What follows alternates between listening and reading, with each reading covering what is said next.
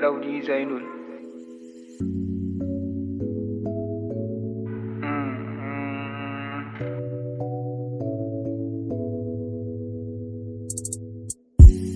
Gani a wajen gwanina, tutikana na zo za ka baiwa magani.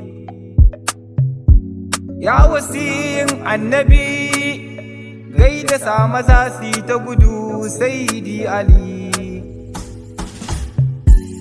Yaƙini na zo, domin na san za ka iya abin da ba a zato. Ka cire san zuciya, ka tabbatar da soyayyar da ba ta faɗo. Haidar, Haidar, Haidar, Haidar, ya Imamu Aliyu. Haidar, Haidar, Haidar, Haidar, Haidar, Haidar, Haidar, Haidar, ya Imamu Aliyu. Haidar, Haidar, Haidar, Haidar, ya bidin insiya, shajaratun nubuwa wa daulatul hashimiyya.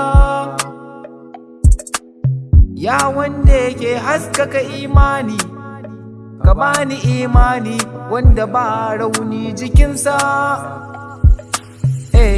Ya matattara a mukami, rangadir ka fara bayyana siffofinka, wanda duk baya jirginka.